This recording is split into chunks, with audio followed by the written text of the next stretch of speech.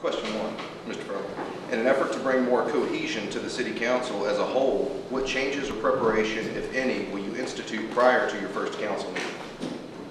Well, if I win the race before the taking office, I will seek to meet with all 6 of the aldermen individually, because I think that it's important that the mayor understands what it is they want to accomplish and what it is their constituents expect them to accomplish and get done. Because one of the things that appears to me to have been lacking in Natchez City government is any understanding of what other folks are about and what they are trying to accomplish. To those of us who sit on the outside, it often looks like it's chaotic, and it is chaotic. But I think that chaos comes from a total lack of trust that exists down there on the board, and it also exists because of a lack of rules and a lack of order.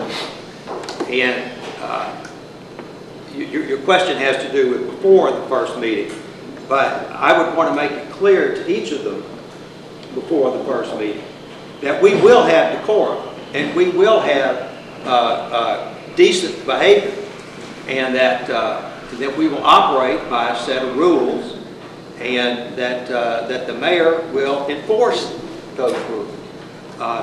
This is not this is not theoretical stuff. This is very common sense, basic. You have to run the meeting in an organized fashion. People talk about the alderman meetings. The terms that I've heard over and over and over again is they're a joke or they're an embarrassment. And they are. They're both. But more importantly than that is the fact that the disorganized way that they run their meetings leads to bad decision making. And just, is that the 30-second or the final? Okay, sorry. I'm sorry. I missed my 30-second warning. All right, Mr. Brown, you may repeat the question.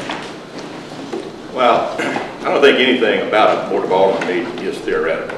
I think when you get into local politics and you're in Natchez, Mississippi, and the size of the community that we have and the kind of government we have, it's called practicality. It's making a meeting or conducting a meeting in a practical way. Now, the first thing that happens in any legislative group, or when you're dealing with a legislative group, is you do adopt the rules. The rules are adopted. Senator Deering can tell you, Representative Brown can tell you, others in government will tell you that the first order of business is to adopt rules. Now, meeting with the alderman prior to being installed as an elected official is a good thing.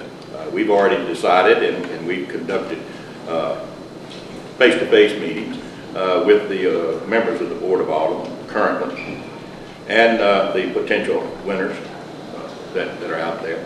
And we've already scheduled a retreat. We'll have a retreat probably around the middle of the month, prior to taking office at the first of the month. And that's to set the stage for a practical, organized, under the rules meeting from now, or from the first meeting until the last one in this term. You know, you can't go into office, Mr. Furlow, telling people that they're a joke. What we've got to do is to start off on a new slate, wipe the slate clean, start over, and have a good, orderly way to do business in this small community.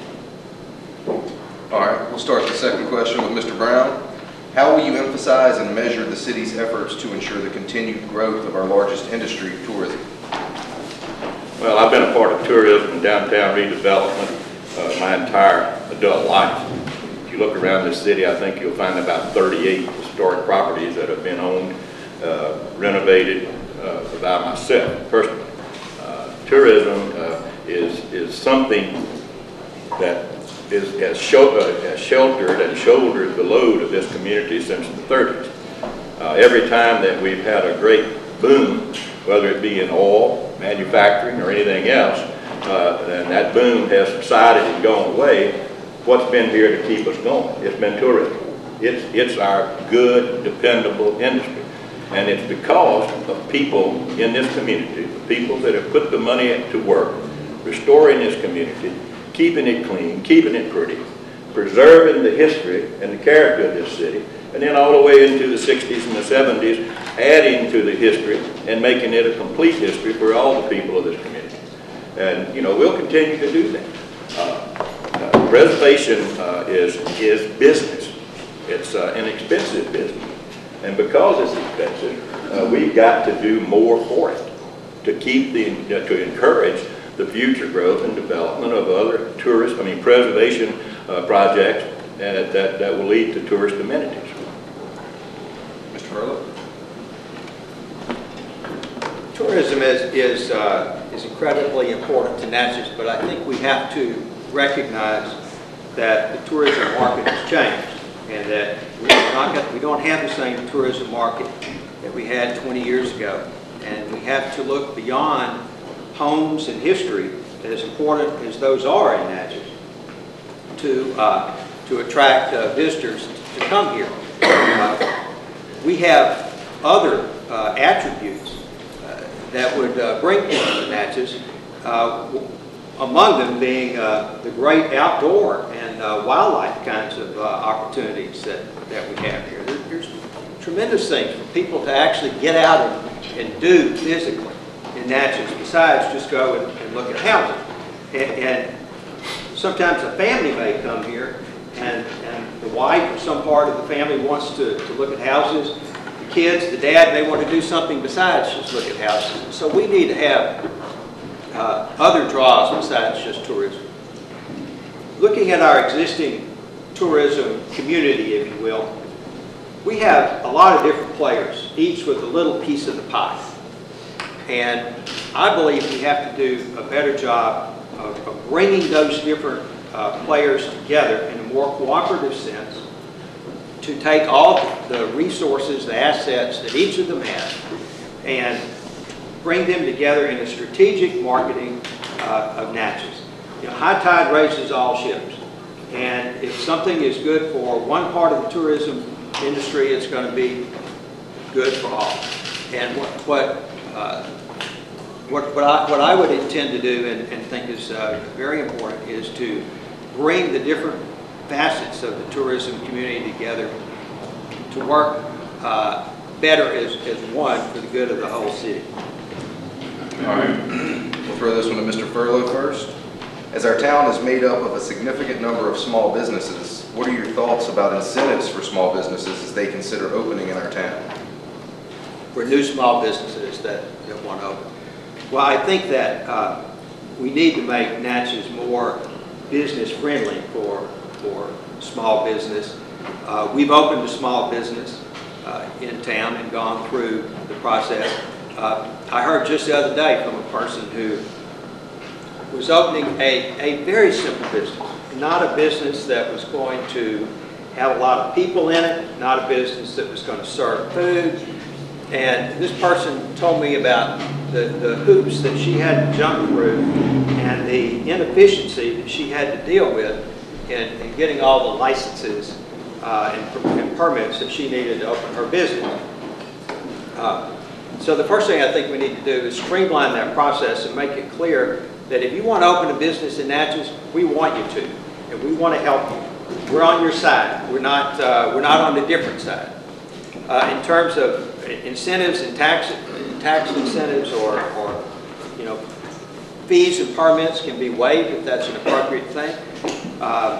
Those fees are there for a reason, and I don't think we just do away with them. But I think that if a person is opening a business that's going to provide jobs, it's going to be an asset to the community, then just as we do with larger industries, it's probably appropriate to have some kind of inducement for them to do that, and certainly some assistance for them to do that. Brown?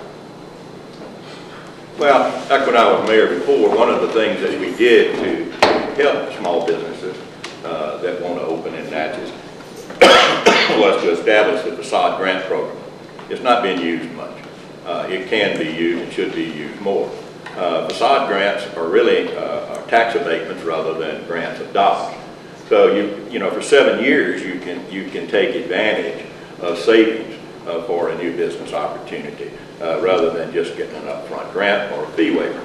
Now, to say that you know, businesses should be, that we should give grants to people who start businesses, I think that's a little frightening. But I think what we do is make it easier, as Mr. Furlow says, to get into business. That is to streamline the process, make it something that's reasonable, have a packet ready when they come in, and clearly outline what's required to open the doors. 75% of all businesses, new businesses, fail. 75%. I've been lucky. Every one of mine I started has been a huge success. And it can happen in Natchez, Mississippi. It can happen in a small town. Small towns do offer opportunities that big cities don't. But I'll challenge you, if you go to a larger city, if you go into Jackson and Atlanta or anywhere else, California where you used to live, if you go there, you'll find that the hoops to jump through are much more difficult and a hell of a lot higher than the ones that we have here in Natchez.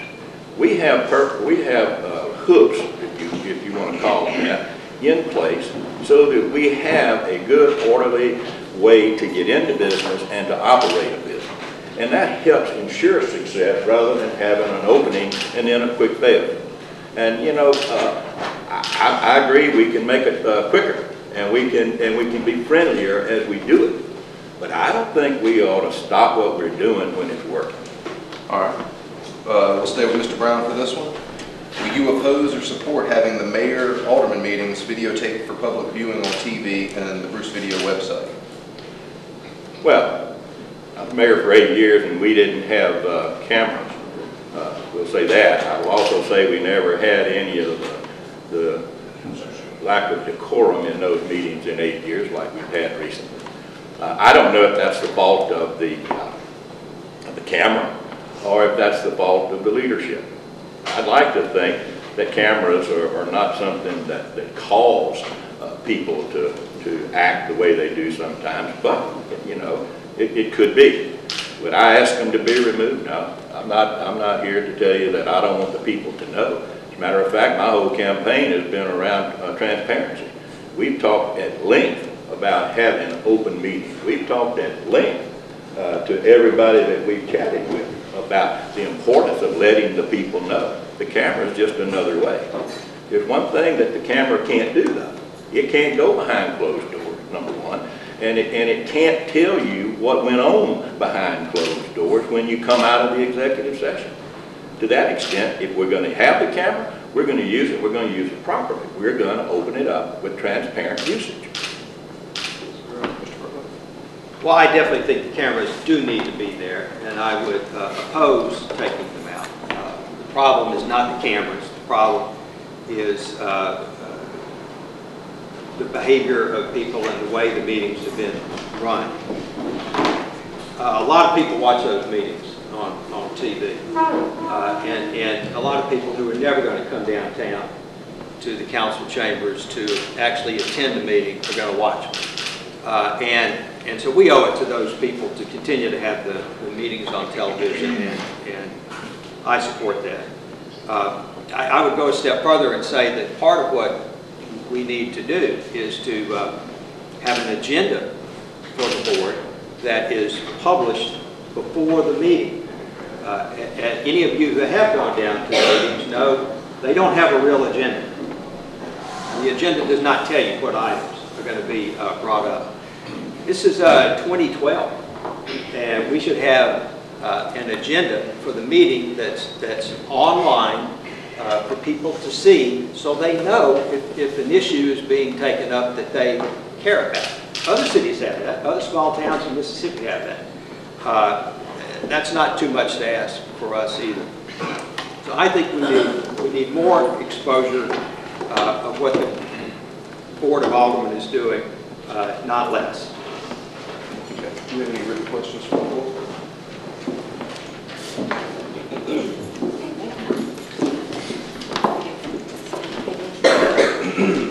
We'll start this one with Mr. Furlow. How would you support working cooperatively with the county?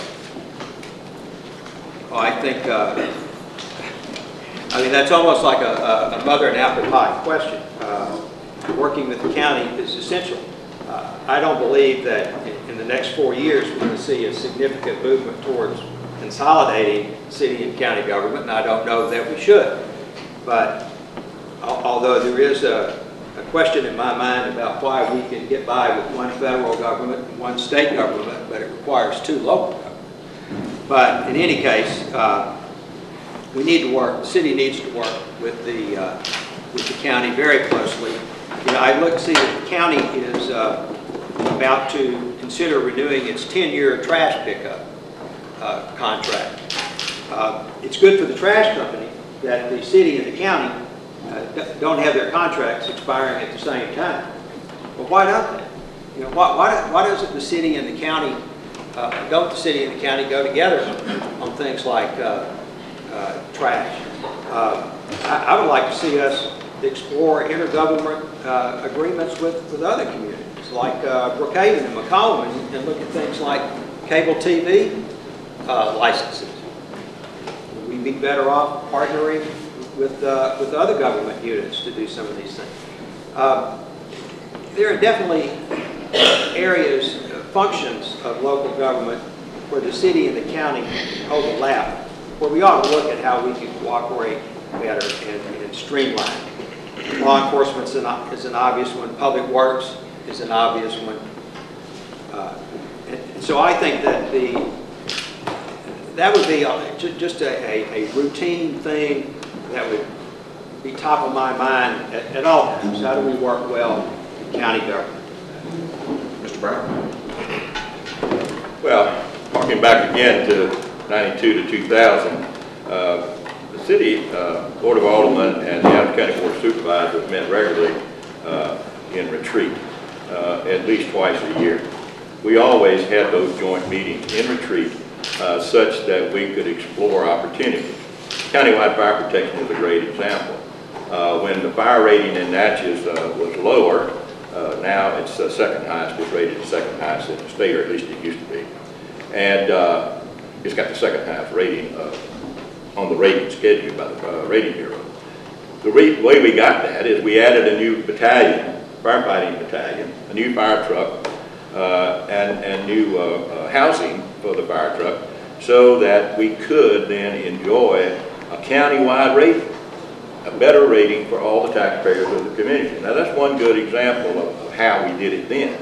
What I propose to do now, we've already had several meetings on the subject, is to try to build a new joint detention facility, city, county, sheriffs and police, countywide dispatch, emergency dispatch, 911, Homeland Security, all housed in a place to be determined. We've got some ideas on that, and we've already started pursuing them.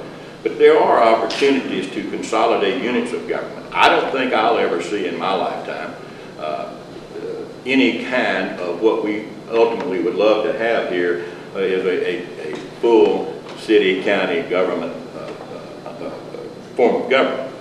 It's important, though, that contracts be analyzed, things like cable TV, things like trash and collection and disposal. As a matter of fact, just this week, there have been 2 meetings that I've attended on just that subject, on how to coordinate and make the contracts come together at the same time, and a way to get a lower rate for both disposal and for collection. It's possible to have good consolidated units of government. All right, we're going to stay with Mr. Brown on this one. How much do you think the city can rely on funding from outside sources? Well, we'd be in a big mess if we hadn't in the past. Let me just put it that way. When I took office the first time in 1992, I think the city budget was somewhere around $7.5 million. When I left, we were budgeting and spending somewhere around $35 million. Grants, other opportunities, using other people's money was how we did it. We'll continue to do that. You don't build bypasses, you don't build overpasses, you don't build intersections and rejuvenate shopping centers and things like that without using other people's money. MDOT has been a good source of funds in the last 10 or 12 years. I'm sure that there'll be more of that coming. As a matter of fact, I will tell you that that MLK from the city limits down at the bottom to the airport road is about to go into a full overlay one more time.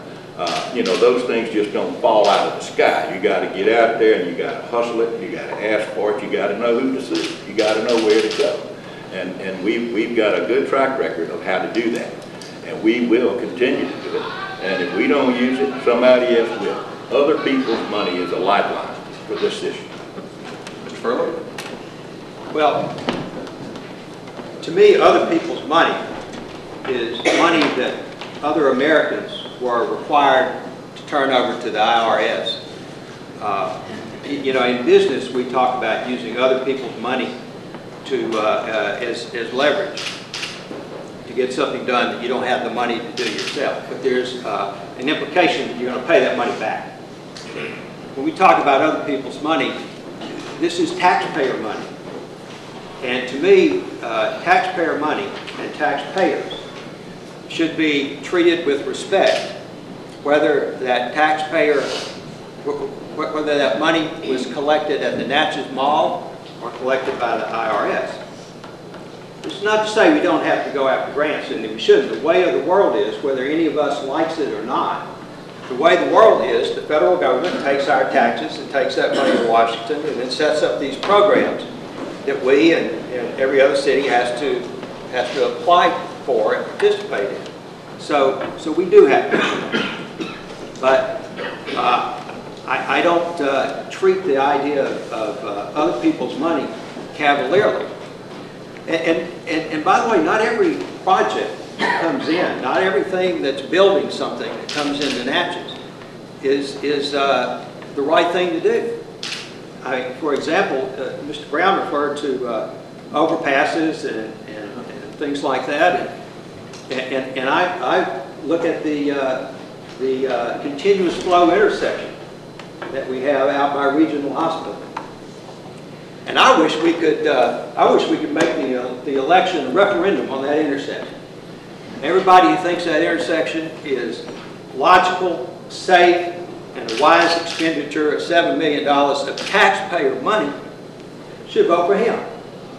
And everybody who disagrees with those things ought to consider voting for me. You got one more? Okay. We're going to stay with Mr. Furlow on this one here. What will you do to take Natchez where it needs to be in technology? Well, I think that we have to partner with the other assets that we have in our community. We have the rekindling of the Alcorn State University incubator, which is a good thing. That's an important part of economic development. And I assume that this question is not just the city of Natchez, but our community. If that's not the intention, then I apologize. In terms of city government, we are, as with many infrastructure things, we are behind the curve on technology, and we have to incrementally begin to catch up. We now at least have an IT director, which is a kind of a basic thing and a good first step. Just as with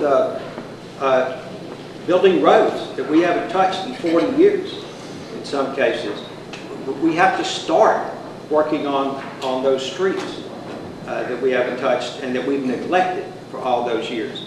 Same with technology. We have to make a start and begin to catch up as we can. It's not going to happen overnight. Mr. Brown? Well, again, using other people's money. You know, the city of Natchez was the first city in the state of Mississippi in 1994, I think, to have laptops in patrol cars. And that came from other people's money. Those laptops have long since been dismantled and taken out of our patrol cars. I have already an agreement in place. I'll announce it when I'm elected. Some other people with their money are going to reinstall laptops in every patrol car in the city of Natchez. Now, technology is important, but we recognize that back in what you referred to earlier as the dark ages. Let me explain something to you. Technology ain't new. Technology changes every day. It's faster than we are, and it'll continue to run at that pace. We're going to keep up with technology. The incubator at Alcorn failed because, that technology center failed because of lack of leadership at Alcorn. Clinton Bristow was here, and he was a dynamic leader, and he put it all together, and he took base value of the people of Natchez wanting it and needing it and would utilize it, and he put it here, but it fell apart. My goal as a leader of this city is going to be to keep us on the cutting edge as far as we can, as quick as we can, and never get behind again, at least in my administration. And again, other people's money, you know, if Uncle Sam takes your money and puts it in an account at the IRS, and there's a police grant that's authorized by the IRS, i.e. the federal government, and I don't apply for it, shame on me. I'm going to utilize every penny that I can get, because every penny that I can get, can't get, somebody else is going to get, and they're going to use it in their program for technology or any other thing. Okay, we're going to wrap up the mayoral portion of the forum by giving each candidate a 2-minute closing statement. So we'll start this one with Mr. Brown. This is closing statement? Closing statements, 2 minutes. Well, you know, just go back and look from 92 to 2000. Look from 2001 to 2011. And judge what you see, whether it be my performance at City Hall or my performance at the State of Mississippi Department of Transportation. Natchez is a lot better off than it was before I took office in 92. And it's a lot better off because of my position with MDOT from 2001 forward. My first chairman of the Highways Transportation Committee in the State of Mississippi was Senator Bob Deere. He's sitting right there. We changed the face of Mississippi on what we call Vision 21. A big part of Vision 21 we put in Natchez, Mississippi. And that was taxpayers' money from all over the state of Mississippi and the federal government. He chaired that committee. He introduced that legislation, and it passed. And it's the most sweeping $6 billion transportation system in the history of the state of Mississippi, far and above the AHEAD program, which was $3 billion. It's vision, it's leadership, it's commitment, and it's drive that makes these things happen. You just don't walk in and say, I want to be a mayor. You know, I'm new in town, and I think I can do better. Maybe you can. But, you know, how do you assess that? You assess it by results. You look at what happened in the past, and you look at what is promised for the future, and you elect somebody that can get it done. We can do better in this town. There's no doubt about it. And we've done better every time I have been elected or appointed to any piece of government. Mr. Furlow? I want to be the mayor, and I think I can do better. Y'all have asked some good questions. And I think you've gotten a lot out of us. We could stay here and ask 12 or 15 more, and still probably wouldn't hit everything that's important to discuss. Some of the things that I really care about, and that are the reasons that I want to be mayor, have to do with restoring trust in our community, with bringing people together in our community, with making this really one community. We often use the term in our conversations, the white community, the black community. I wish we could stop using those terms. We ought to be one community. And as mayor, I would do everything that I could to begin rebuilding trust on the Board of Aldermen, at City Hall, and between city government and the people that it serves.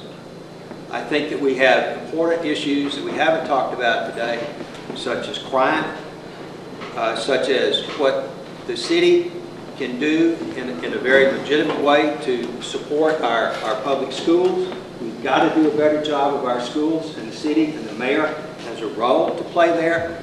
The school board just hired a 37-year-old superintendent who they have brought in here not just to be the next guy sitting in that job, but to make real changes.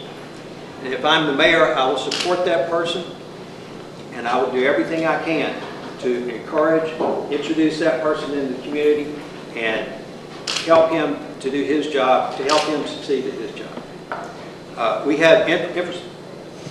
Is that it? Sorry. All right, gentlemen, we thank you for your participation.